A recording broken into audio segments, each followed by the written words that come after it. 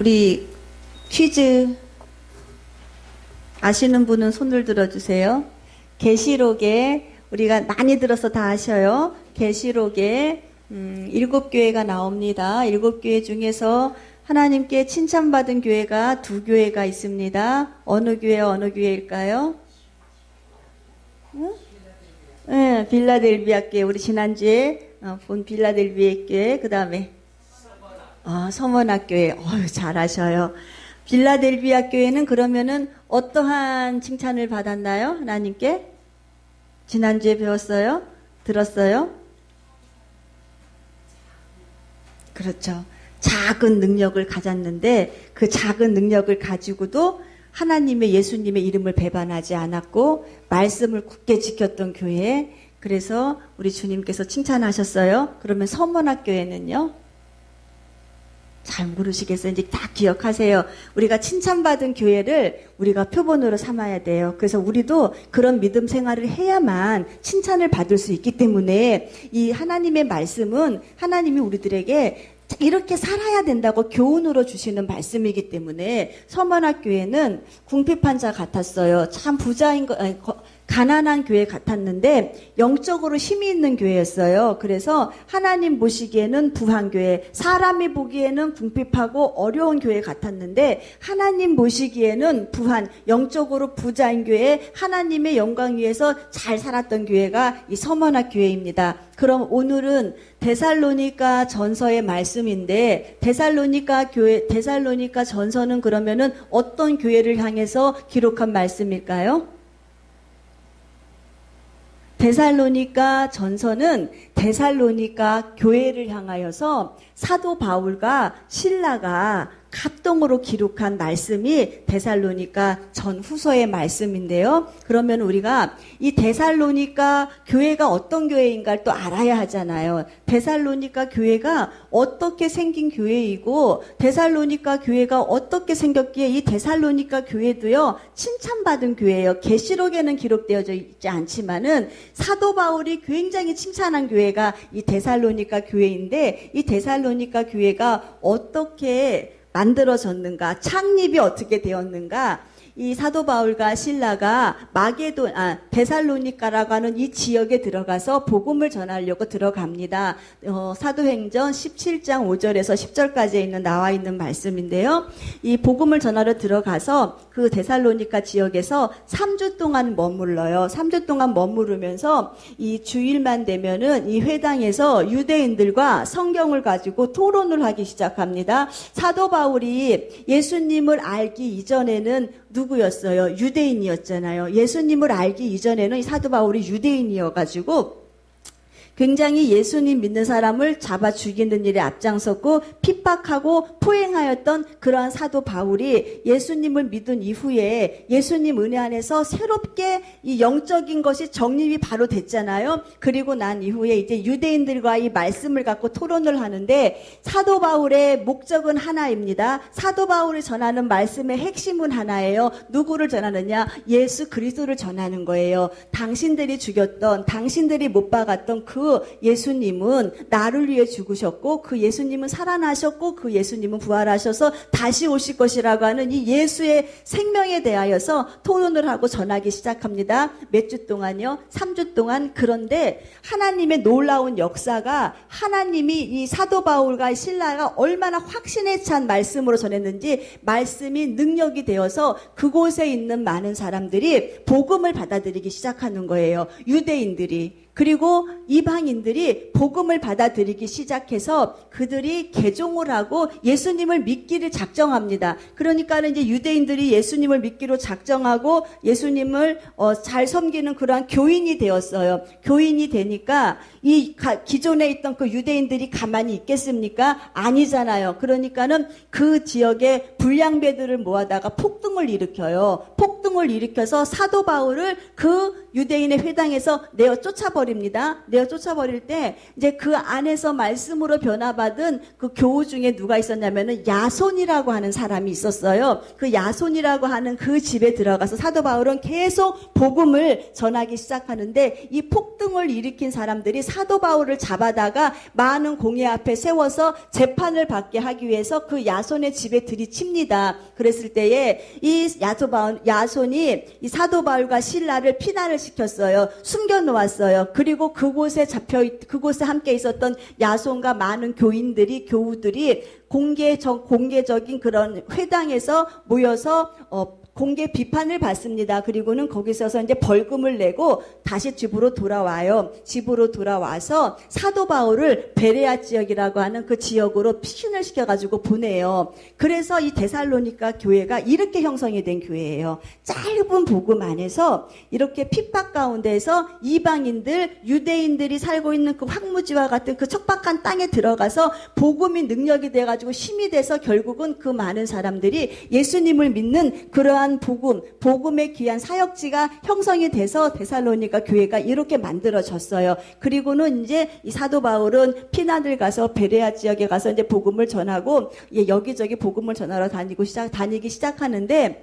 사도 바울이 이제 귀에 소문이 들리기 시작합니다. 데살로니가 교회가 굉장히 지금 핍박을 많이 받고 있고 환난을 많이 당하고 있다라고 하는 이 소문을 듣게 돼요. 그러니까 사도 바울이 정말로 생각지도 못했던 그러한 지역이었잖아요. 그곳에서 그렇게 복음의 씨앗의 열매가 풍성히 맺어질 줄 사도 바울은 생각지도 못했었는데 저들이 복음 때문에 예수님 때문에 핍박을 당한다고 하고 예수님 때문에 환난을 당한다고 하니까 사도 바울이 막 쫓아가서 위로해 주고 싶고 같이 그곳에 있고 싶어지는 그 간절한 마음이 있었습니다. 그럴 때에 여러 번 그곳에 가기를 작정하고 계획하였으나 결국 못 가게 되었어요. 그래서 그의 이제 영의 아들 제자인 디모데를 보냅니다. 디모데를 보내서 그곳에 있는 성도들이 무슨 핍박을 받고 있는지 어떻게 생활하고 있는지 가서 좀 보고 와라. 그래서 디모데가 가서 데살로니가 교회를 갑니다. 가서 이제 그곳에서 그들과 함께 있으면서 그들이 받는 그 수고와 환난, 고통, 그러는데 엄청난 환난과 고통과 핍박을 당하면서도 이 성도들이 믿음이 잘 성장하고 있다는 거예요. 그래서 그 아름다운 소식을 사도 바울에게 전하는 거예요. 와서 전하니까는 바울이 얼마나 기쁘겠습니까? 얼마나 감사하겠습니까? 야, 너희들이 이러한 아름다운 열매를 지금 맺어가고 있구나라고 하면서 이 사랑하는 귀한 성도의 교회들에게 편지를 쓰는 거예요. 너희의 그 수고와 믿음의 역사와 사랑의 수고와 소망의 인내를 다 한다. 너희가 다시 오실 주님을 이렇게 기대하고 있다면서 그러면서 주님이 앞으로 하늘의 나팔 소리와 천사장의 호령을 가지고 이 땅에 오실 때에 이러한 일이 벌어질 것이고 하면서 성령이 주시는 그 감동을 가지고 데살로니가 전서 후서를 막 써가지고 이들에게 막 위로해서 이런 날이 반드시 올 것이니까 더 열심을 내어서 주님 일 해야 된다 막 이렇게 하면서 편지를 쓴 것이 데살로니가 전 후서예요. 그래서 우리가 데살로니가는 뭐라 그래요? 재림의 서신이라 그러잖아요. 이 사랑하는 이 데살로니가 성도들이 엄청난 수고와 엄청난 그런 핍박 안에서도 이들이 견디고 이길 수 있었던 그 힘이 어디 있었느냐? 이 다시 오실 주님을 기대하면서 소망하는 그 인내 안에서 이들이 이길 수 있었기 때문에 사도 바울이 힘을 주기 위해서 위로하고 권면하고 끝까지 믿음 생활 잘하자고 기록한 것이 이 데살로니가 전 후서의 말씀입니다. 그러니까는 데살로니가 교회는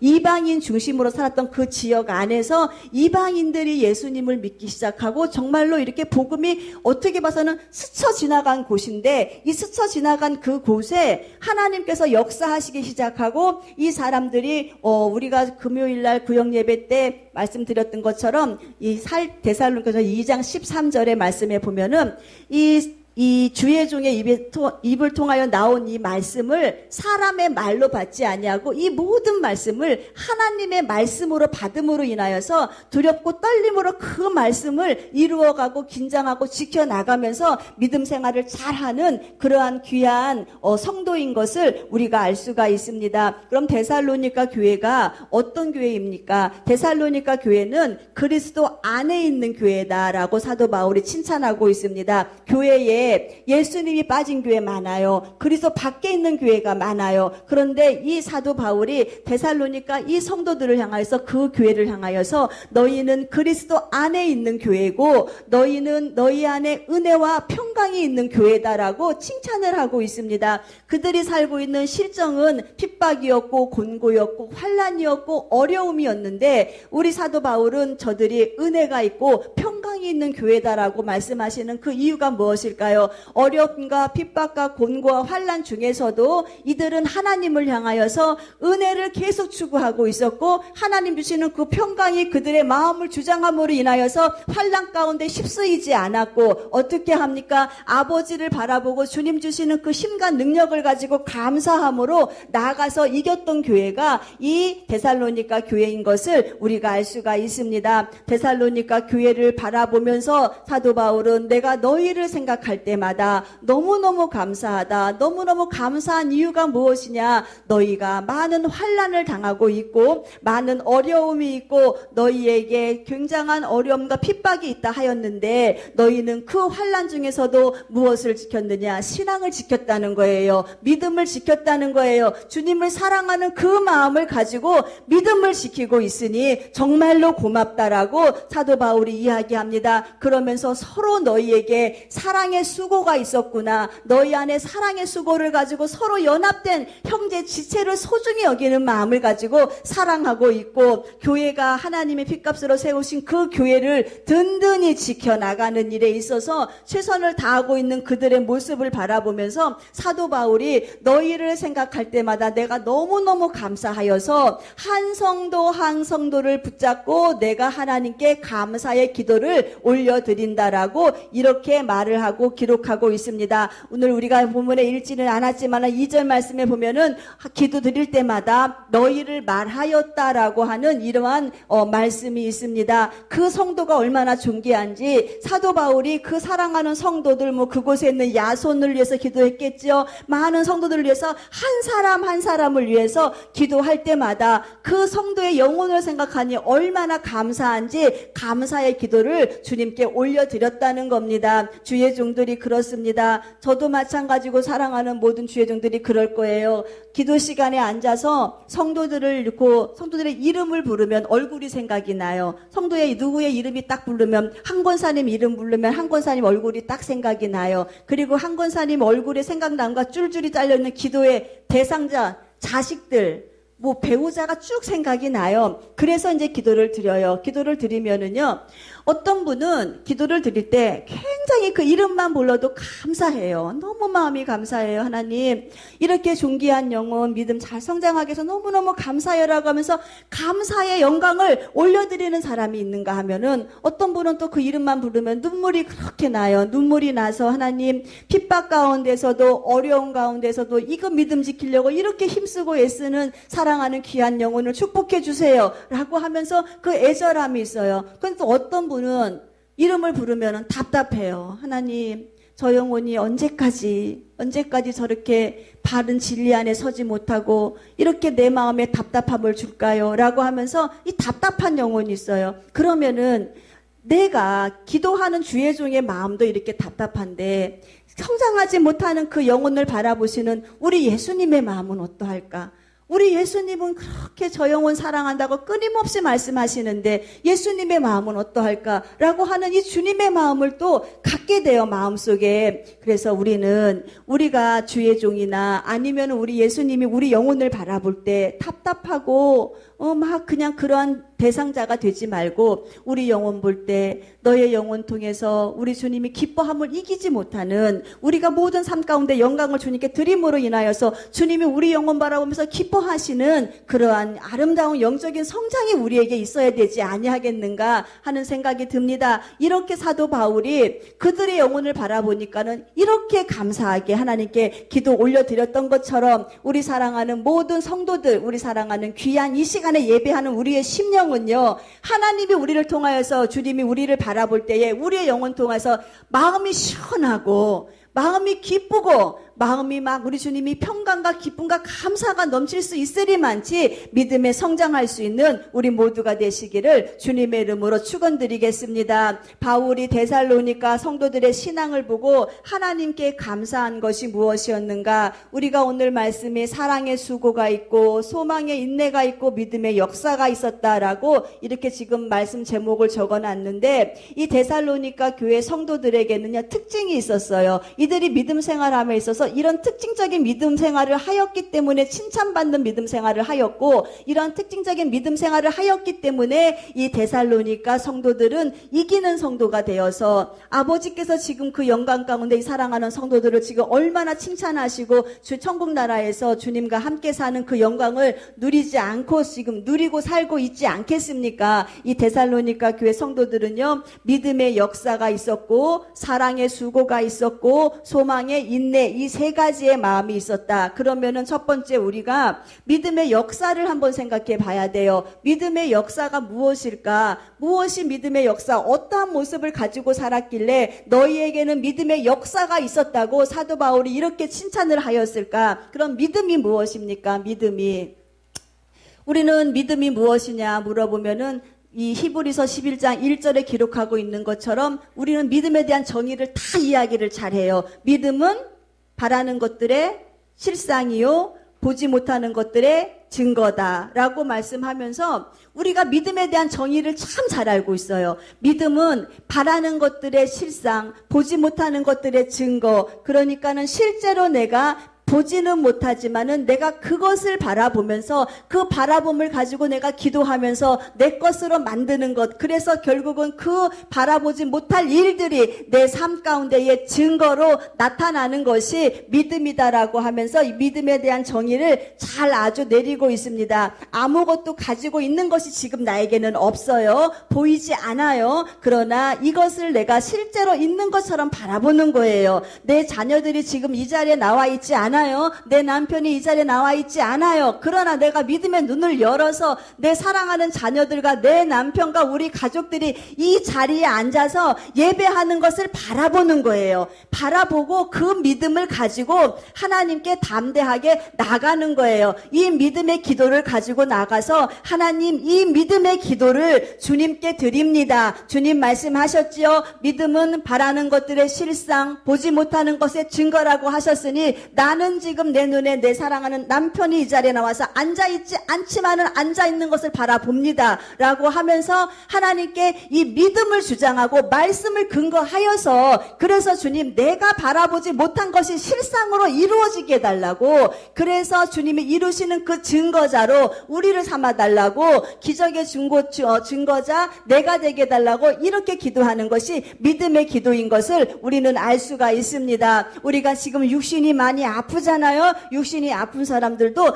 믿음의 기도를 드릴 때 이렇게 기도 드리는 거예요. 하나님, 나는 지금 아프지만 하나님이 고쳐주신 것을 믿고, 고쳐주실 것을이 아니에요. 고쳐주신 것을, 완성시킨 것, 고쳐주신 것을 믿고 내가 이제는 더 열심히 남은 생에 주님을 위하여서 결단하여 일하겠습니다라고 하면서 하나님이 하실 일을 내가 믿는 거예요. 확신하는 거예요. 그리고 그것을 주장해 나가는 거예요. 그러면서 나는 털 아픈 사람처럼 생각하지 않고 내 생각을 전환시키는 거예요. 나는 아픈 사람이 아니야. 나는 이미 고침받은 사람이야 라고 하면서 내 생각을 전환시켜 나가면서 나가는 것이 믿음이다 라고 성경은 이렇게 말씀을 하고 계시는 것입니다. 우리 사랑하는 지금 우리는 우리의 몸은 어디 살고 있어요? 육신의 제한을 받고 살고 있잖아요. 그러면은 우리 사랑하는 우리 권사님들과 우리 주님의 모든 교회 성도들은 무엇을 바라봅니까? 육신 가운데 살지만은 우리는 장차 내가 살 영원한 내 집 저 본향을 바라보고 사는 사람들이잖아요. 지금은 우리의 신분이 시민권이 여기에 있어요. 우리가. 그러나 우리는 이곳에서 시민권을 두고 살 사람이 아니라 우리는 우리의 국적이 천국이에요. 우리는 영원히 천국에서 같이 주님과 살 하나님의 귀한 백성인 것을 내가 바라보는 거예요. 내 영혼이 바라보는 거예요. 주님 다시 오실 때 내가 신부로서 거듭나서 아름다운 들림의 영광을 받는 것을 막 내 영혼이 바라보는 거예요. 바라보면서 그 바라봄을 가지고 기도를 올려드리고 나를 그렇게 만들어가는 것이, 이것이 믿음이다라고 주님은 말씀을 하고 계십니다. 그러니까는 이 데살로니가 교회 성도들은요, 이러한 믿음이 있었던 거예요. 내 안에서 이 힘 있는 것, 내 안에서 있는 믿음의 이 힘이 바라는 것들의 실상, 보지 못하는 것들의 증거로 내 삶 가운데 막 나타나기 위해서 역사라는 것은 히스토리 개념이 아니에요. 흘러오는 시간대 연대기적인 어떤 사건을 이야기하는 것이 아니라 힘있게 일하는 거예요. 그러니까는 그 믿음이 있으니까는 그 믿음을 가지고 힘있게 자기를 일하면서 만들어가는 것이 이 믿음의 역사인 것을 우리가 알 수가 있습니다. 믿음을 키워야지 뭐가 됩니까? 믿음의 부유한 자가 되지요. 믿음이 성장돼야지 믿음의 부유한 자가 되지요. 그러면은 믿음의 부유한 자, 믿음은 어떻게 성장시키십니까? 믿음을 어떻게 키워나가겠느냐는 거예요. 로마서 10장 17절 말씀에 말씀하고 계시죠. 믿음은 이렇게 성장시킨다. 믿음은 들음에서 난다는 거예요. 믿음은 하나님의 말씀을 계속 들으면은 내 영혼이 믿음의 말씀을 받아들이면서 성장을 하게 되어 있습니다. 그래서 하나님의 말씀을 듣기에 사모해야 되고 부지런히 들어야 되고 말씀이 있는 하나님의 자리를 사모하고 간절히 기대하는 마음을 가지고 나와서 믿음의 말씀을 들어야 합니다. 그리고 다 아는 것이라고 치부하지 마시고 성령님은요, 그때마다 그 사람의 믿음에 따라서 그 사람이 받아들일 수 있는 영적인 그 순환의 영적인 그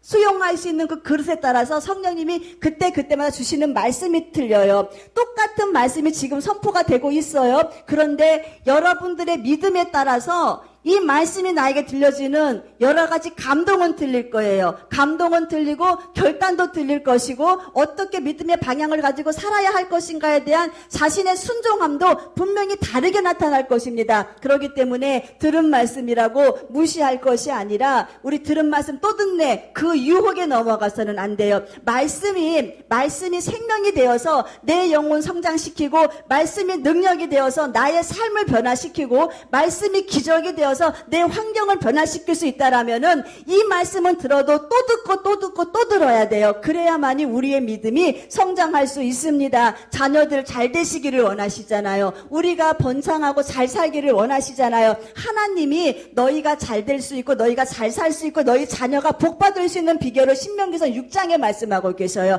사랑하는 자녀들아, 쉐마 내 말을 들어라. 내 말을 청종하여라. 너희 자녀들 잘 받기를 잘 살기를 원하지 자자손손 대대로 복받기를 원하지. 그렇다면은 내 자손과 내 손자들에게 부지런히 하나님의 율법과 규례를 가르쳐라. 말씀을 가르치라는 거예요. 그리고 하나님을 경외하는 법을 가르쳐라. 너의 자녀가 성공하기를 원한다면은 그 성공할 수 있는 비결은 아버지 주는 영적인 은혜를 가르쳐야 하는데 말씀 가르치라는 거예요. 그러면서 그 말씀이 집 안에 있든 집 밖에 있든 너희가 앉아있든 일어나있든 항상 그 말씀이 너희의 삶의 중심이 되어야 된다. 네 머리 안에 이 미간에 붙이라 그러죠. 손목에 붙이라 그래요. 생각 중심도 말이 되어야 되고 내 행동 중심도 말씀이 되어야 된다는 거예요. 그만치 말씀이 중요한데 무슨 말씀을 가르치느냐? 하나님을 경외하는 법을 가르쳐야 되고 하나님을 사랑하는 법을 가르쳐야 된다는 거예요.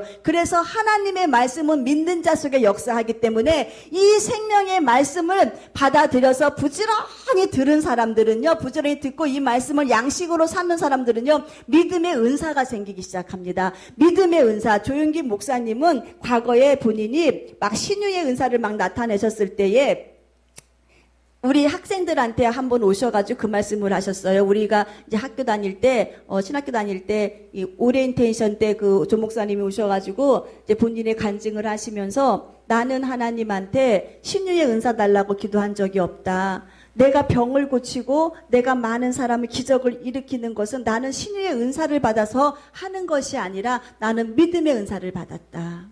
하나님이 기록된 이 모든 말씀이 다 믿어지더라는 거예요. 하나님 병 고치겠다는 그 말씀도 믿어지고 하나님 눈먼 자를 보게 하시다는 그 말씀도 다 믿어지는 거예요. 그래서 자기는 그냥 저절로 믿어지는 그 은혜, 그 은사를 받았다 보니까는 병 고치는 환자가 와도 보면은 하나님이 고치실 게 믿어지는 거예요. 그러니까 예수의 이름으로 선포하는 거예요. 일어나 걸어라. 그러니까 일어나 걷는 역사가 일어났다는 거예요. 믿는 자 속에서 역사하시는 하나님의 힘이 이렇게 작용을 하더라는 겁니다. 그렇기 때문에 우리가 부지런히 자녀들에게 말씀을 가르치는 것은, 말씀을 외워 알게 하는 것은 무엇이냐면은 이 믿음은 반드시 역사가 일어나는 거예요. 내 믿음을 통해서 주님도 일하시고, 또한 우리가 믿음 있는 자라한 우리들도요, 믿음이 있다 하면은 이 믿음이 내 삶 속에서 순종과 감사와 아름다운 삶의 열매로 나타내어야 된다는 거예요. 믿음을 가지고 일하시는 하나님의 기적의 역사가 삶 가운데 일어나야 하고, 또한 나도 믿음 있는 우리들도 내 삶 가운데에 행함이 없는 믿음이 죽은 믿음이라 주님은요, 믿음 죽은 믿음에 대해서 명시하셨잖아요. 이 데살로니가 성도들이 예수님을 알고 나니까 무엇이 믿음인지 알았어요. 주님을 원망하는 것, 주님을 시험하는 것, 주님께 불평하는 것이 큰 죄라는 걸 알았어요. 그렇기 때문에 어려움이 있고 힘든 일이 있고 환난이 오고 핍박이 와도 이 사람들이 마음을 딱 지키는 거예요. 마음 지키고 생각 지키고, 그들이 삶이 아름다운 열매로 나타나기 때문에 저들이 가지고 있는 그 믿음이 삶 가운데에 아름답게 열매로 나타나서 사도 바울은 이걸 칭찬한 거예요. 그 믿음의 역사가 너희에게 있다고. 너희 안에 있는 그 믿음이 믿음 안에서 가두어진 것이 아니라 삶 가운데에 그렇게 순종함으로 나타나서 이 데살로니가 교회 성도들은요, 이 믿음의 역사 가운데에 한 일이 무엇이냐면 자기들이 과거에 믿었던 그 모든 우상을 다 갖다 집어 던져버렸어요. 우상을 집어 던져버리고 오로지 살 길은 예수 하나밖에 없다라는 것을 알았어요. 그럼 우리는 어떠냐는 겁니다. 우리 지금 믿음 있다고 하지요. 믿음 있다고 하는 우리가 과연 하나님의 말씀을 얼마나 신뢰합니까? 하나님의 말씀을 얼마나 믿습니까? 우리는요, 하나님의 말씀은 기록된 말씀이고 나와는 상관이 없다고 생각을 해요. 그게 주장을 해요. 하나님은 분명히 너희는 내게 부르시면 내가 응답하겠다고 말씀하셨고, 너희를 향한 내 본뜻은 저주와 재앙이 아니고 너희를 향한 나의 본뜻은 무엇이냐? 축복이다, 평강이다, 기쁨이다. 주님은 이렇게 본뜻을 말씀하셨어요. 그러나 단지 너희가 지금 환난을 당하고 있는 것은 너희를 돌이켜, 너희가 지금 잘못된 믿음을 가지고 있고 잘못된 삶을 살고 있다면 너희를 돌이켜서 행함이 있는 바른 믿음을 가지고 다시 나를 바라보아라. 다시 나를 바라보고 내가 너희의 삶 가운데 어떻게 역사하는지 한번 바라보아라. 주님이 지금 이걸 요구하시는데 우리는 끊임없이 믿음이 있다 하면서도 주님을 향하여서 원망하지요. 불평하지요. 스스로가 못한다고 자기의 자존감을 낮게 만들지요. 다른 사람 낙심케 만들지요. 이게 믿음 있는 자의 모습이냐는 거예요. 하나님 살아계신데, 하나님이 나와 함께 하신다고 말씀하셨고, 너의 길을 지도할 것이라 말씀하셨고, 네가 나를 인정하고 나에게 모든 것을 맡기면은 내가 너의 길을 지도할 것이고 네 삶을 형통케 하시겠다고 이 말씀을 주셨는데도 이 말씀은 그냥 그 말씀이고 나에게는 믿음으로 작용되지가 않는 거예요. 우리는 항상, 저도 그래요. 요즘 기도 제목이 하나님 저에게 믿음의 은사를 달라고. 다른 은사보다 믿음의 은사. 아버지 말씀이 다 믿어져서 이 말씀이 막 영혼을 힘을 얻게 하고 이 말씀이 막 내 삶에 막 작용하는 그 힘이 나에게 나타나게 달라고 믿음의 은사를 사모하면서 기도를 드려요. 우리가 믿음 있다 하면서 우리는요, 이 걱정하고 근심하는 거, 이게 믿음 있는 자의 모습입니까? 아니죠. 이제는 우리 주님 말씀하시는 것처럼 믿음 있는 기도 드려라. 믿음 있는 기도는요, 감사의 기도예요. 믿음 있는 기도는 감사의 기도예요. 그렇기 때문에 너희가 믿음 있는 기도를 드려라. 염려하지 말고 너희의 필요한 것을, 구할 것을 감사함으로 나한테 아뢰어라. 그렇기 때문에 이제는 우리가 더 이상 믿음 있다 하여가지고 우리가 믿음 있는 척하는 자가 되지 말고, 믿음 있으면 내 삶이요, 내 입술이, 내 마음이, 내 행동이 믿음 따라서 움직이는 것, 이것이 믿음의 역사라는 거예요. 라합 보세요. 이 라합은요, 믿음 있던 사람이었어요. 이 라합이 이스라엘 민족이 가나안 땅을 향해서 오는 모든 행적의 소리를 들었어요. 홍해를 가르셨대, 하나님이. 저들이 바산한 옥과 그 모든 왕들을 다 물리치시면서 지금 저들이 지금 이 여리고 성까지 왔대 라고 하는 것을 이 라합은 들었어요. 그 말을 라합만 들었겠습니까? 여리고 성 안에 살고 있는 많은 사람들이 다 들었겠죠. 그런데 라합은 그 안에서 들은 바의 말씀에 대해서 믿음이 생기기 시작하는 거예요. 무슨 믿음이 생기느냐? 야, 저들이 믿는 저 하나님이 살아계신 하나님이 맞다. 상천하지 하나님, 하늘에서나 땅에서나 저와 같으신 분이 없으신 분을 내가 아는 거예요. 알았더니 그 믿음이 어떻게 합니까? 순종으로 나타나요. 어떠한 순종으로? 그곳을 정탐하러 온 두 정탐꾼을 숨겨주잖아요. 목숨을 내건 믿음이었어요. 라합이 이 정탐꾼 숨겨놨다가 걸리면은 자기만 죽는 게 아니에요. 가족이 다 죽어요. 가문이 몰살당할 수 있어요. 그런데 그것은요, 이 라합은 자기가 갖고 있는 이 믿음을 삶으로 순종함으로 자기가 손수 일하면서 행함으로 보여줬더니 결국은 죽고자 하는 자 산다. 자기는요, 죽음을 각오한 그 순종이었을 거예요. 그 믿음이었을 거예요. 이스라엘 백성으로 인해서 여리고성이 다 무너질 때에 누구의 가정이 삽니까? 라합의 가정이 사는 거예요. 믿음의 역사를 가지고 살아가는 모든 순종하는 그 믿음의 안에 있는 역사의 힘은 무엇이냐? 살리는 힘이라는 거예요. 살게 하는 힘이라는 거예요. 우리 사랑하는 우리 모두도 약속을 받았다면은 이제는 그 약속에 합당한 행동을 하시기를 주님의 이름으로 축원드리겠습니다. 약속에 합당한 행동을 했던 사도 바울 보세요. 사도 바울이 로마로 잡혀갈 때에 알렉산드리아호라고 하는 이 배에 타서 잡혀가지요. 그런데 출항하기 전에 사도 바울은 엄청난 이 배가 환난을 당한 것을 알았어요. 근데 결국은 이 사람들이 선주의 말만 듣고 출항을 시키죠. 가다가 뭘 만납니까? 유라굴로 강풍을 만나게 돼요. 죽음의 광풍이에요. 이제는요, 살 소망까지 다 끊어지리 많지 똑같은 배 안에 276명이 타고 있는 그 배 안에서 살 소망이 다 끊어졌어요. 이제는 죽을 날만 기대하고 있습니다. 그때에 믿음의 사람 사도 바울은 많은 사람이 절망하고 죽음을 외쳤을 때에 믿음의 사람은 행동이 틀렸어요. 기도하기 시작합니다. 똑같은 환경 안에서도 믿음의 사람은 똑같은 환경 안에서도 자신과 자신의 가족을 구하기 위해서 뭐하는 사람? 기도하는 사람이에요. 그래서 기도하기 시작합니다. 그곳에서 하나님의 음성을 듣죠. 바울아, 두려워하지 마. 너는 왕 앞에 서야 할 귀한 나의 종이야. 그렇기 때문에 내가 너 때문이라도 이 모든 배에 있는 사람 한 생명도 다 죽이지 않고 다 살릴 것이야 라고 하면서 하나님의 음성을 듣고 이 바울의 믿음의 그 사명, 믿음의 그 은혜 안에서 하나님께 부여받은 그 기도의 은혜, 그래서 결국은 그 배 안에 있는 모든 사람이 다 살아나는 은혜가 있지 않습니까? 우리가 믿음이 있는 사람이라면은 내 안에 있는 환난, 죽음과 같은 엄청난 문제 안에서도 그 문제를 바라보고 많은 사람이 술렁거리고 죽었다고 외칠 때 우리는 살아있는 하나님을 바라보는 거예요. 역사하시는 하나님, 살아계신 하나님, 역사하시는 하나님, 지금 우리 가운데 임재하셔서 사랑하는 내 자녀들을 인도하시는 그 하나님을 바라보면서 믿음의 말을 선포하는 거예요.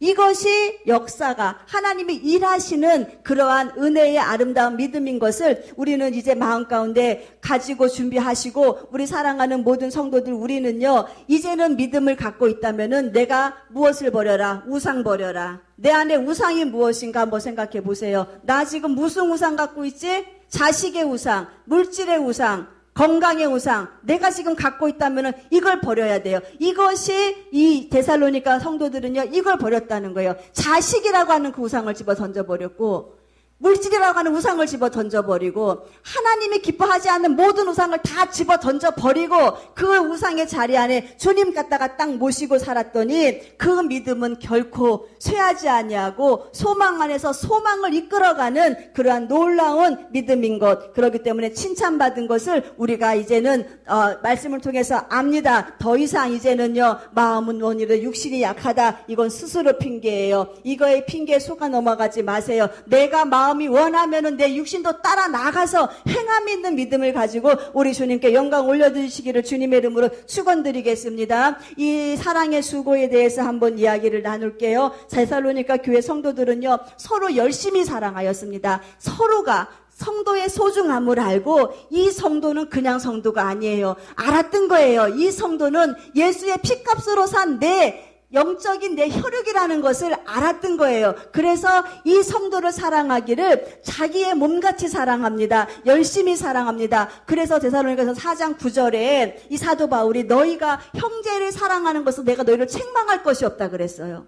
너희가 얼마나 형제를 사랑하는지, 너희의 지체 안에 있는 성도를 사랑하는지 책망할 것이 없다 라고 하면서 칭찬을 받았어요. 이 사랑에 대해서 칭찬받은 교회가 이 데살로니가 교회, 이 성도들이 아마 최초고 마지막일 수도 있어요. 이렇게 칭찬받은 이 사랑하는 귀한 성도의 그 아름다운 이 수고는요, 그냥 수고가 아니에요. 우리가 말하는 것처럼 잠시 당신의 집 내가 같이 들어줄게, 이런 수고가 아니에요.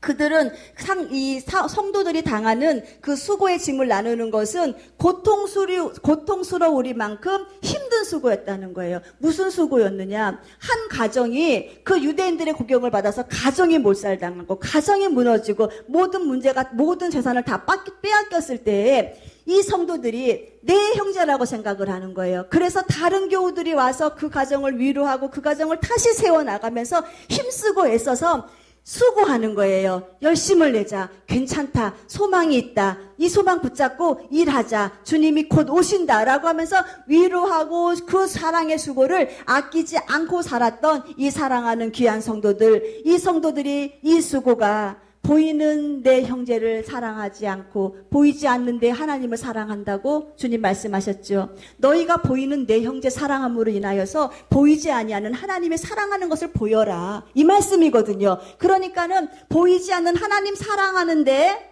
보이는 내 형제를 사랑하지 못한다는 것은 우리가 위선된 사랑을 갖고 있다는 거예요. 거짓의 사랑을 갖고 있다는 거예요. 그렇기 때문에 주님이 보이는 네 성도 사랑하고 네 형제 사랑하는 것이 나를 사랑하는 것이다.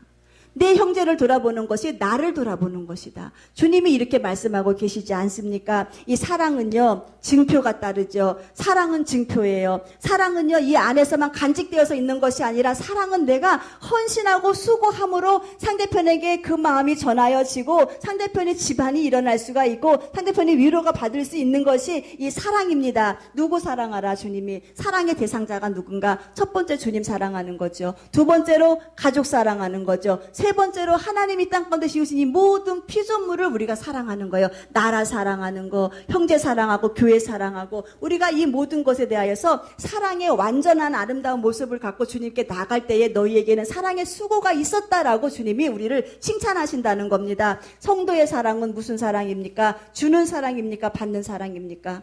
성도의 사랑은 받는 사랑이 아니에요. 성도의 사랑은 주는 사랑이에요. 우리 예수님의 사랑도 주는 사랑이었죠. 그렇다면 우리는 예수님의 DNA를 갖고 있는 사람이에요. 예수의 피를 갖고 있는 사람도 당연히 우리의 삶도 주는 사랑의 삶을 살아야 합니다. 고린도전서 13장은 사랑의 장이라고 말하죠. 사랑은 언제나 뭐합니까? 오래 참는다. 상대편에 대해서예요. 내가 그러는 게 아니라 상대편에서 내가 오래 참아줄 수 있는 마음, 투기하지 않고 이해하고 배려하고 하면서 이 모든 말씀 안에 끝을 한번 주목해 보세요. 사랑은요, 모든 것을 참는다는 거예요. 다 그 안에 모든 것이 들어가 있습니다. 사랑은 모든 것을 참으며 모든 것을 믿으며 모든 것을 바라며 모든 것을 견디는 것이 사랑이다. 이게 완전한 사랑이라는 거예요. 내가 사랑하는 내 지체를 바라봤을 때에 견딜 수 있는 것이 있고 참아야 되고 인내하고 바라보고 이 아름다운 완성의 이 사랑이 내가 받는 사랑이 아니고 주는 사랑 안에서 사랑을 이어져 가라. 그러니까는 내가 사랑하지 못할 자를만, 내가 사랑할 자만 사랑하는 것이 아니라 모든 것이라고 하는 것은 무엇입니까? 모든 것은 전인적인 거예요.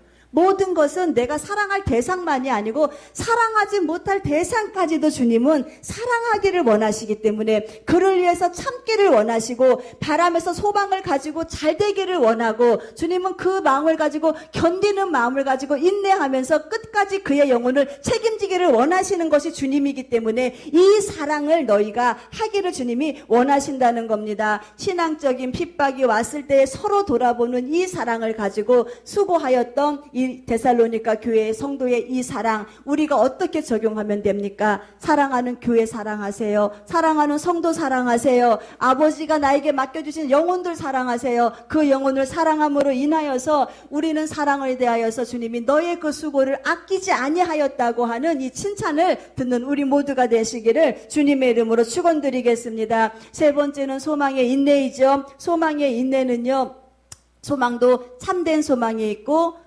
참되지 못한 거짓 소망이 있어요. 우리는 그런데 산 소망을 가진 사람이라 그러잖아요. 산 소망이 뭐냐? 살아있는 소망을 가진 사람들이 하나님의 귀한 백성이다라고 주님이 말씀하고 계십니다. 이 소망이라는 것은요, 반드시 따라오는 것이 무엇이냐면 인내예요. 소망은 눈에 보이지 않기 때문에 이 보이지 않는 것이 현실로 이루어지는 그날까지 우리가 해야 할 일이 무엇이냐? 인내하는 마음이에요. 참고 견디면서 바라는 마음, 이것이 바로 소망입니다. 데살로니가 교회 성도들은 무슨 소망이 있었냐면은 이 소망이 하나님 기뻐하시는 소망이에요. 다시 오실 주님을 기다리고 있는 이 재림의 소망이 있었어요. 산 소망, 칭찬받은 소망. 여러분, 재림의 소망이 있는 사람들은요, 하루에 자신의 삶을 점검하는 사람들이에요.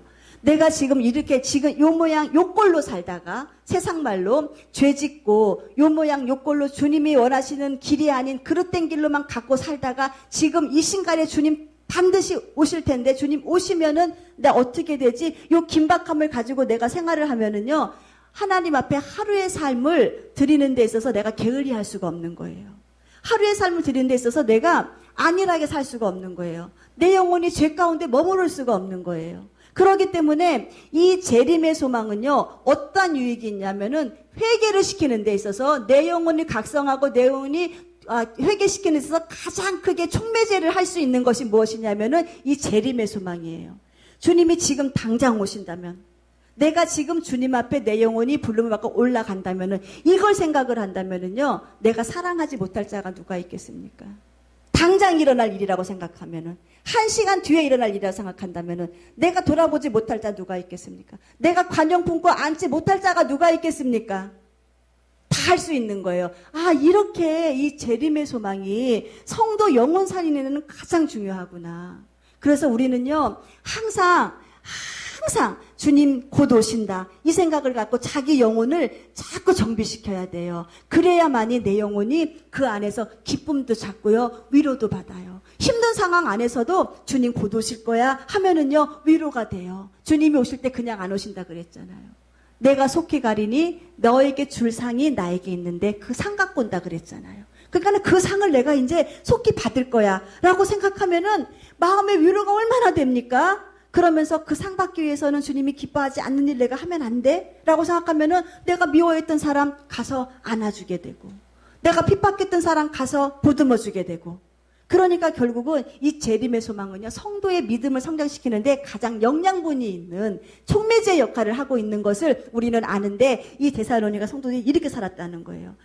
엄청난 핍박, 유대인들이 와서 성도들 핍박하죠. 재산 뺏어가죠. 때리죠. 그런 환난에서도 괜찮아, 소망 있잖아. 주님 곧 오시면은 네가 의에 줄이고 목마른 너의 그 심정을 주님이 모든 것을 다 채워주실 거야. 네가 받은 그 환난 주님이 다 위로하실 거야 라고 하면서 서로가 위로하고, 그 상황을 바라보니까 그 믿음의 역사와 사랑의 수고와 소망의 인내를 가지고 이들이 칭찬을 받은 것을 우리가 볼 수가 있어요. 이렇게 사니까는요, 그 데살로니가 교회 성도들의 소문이 각처에 퍼졌다 그랬어요. 그곳에 머무른 복음이 아니라 저 데살로니가 성도들은 신기해. 저 핍박 안에서도 저들이 삶이 변화돼, 저들이 엄청난 핍박 안에서도 저들이 자신의 믿음과 삶으로 보여 서로 수고하고 사랑해. 저들은 다시 오실 주님을 기다리면서 저들이 견딜 수 있는 그 힘이 있대라고 하면서 소문이 나기 시작하고요. 이 데살로니가 교회 성도들에게는 어떤 소문이 있었냐면은요, 바울과 실라에 대하여서 유대인들이 모함을 했어요. 유대인들이 모함하고 저거는 사도도 아니다 라고 하면서 모함하고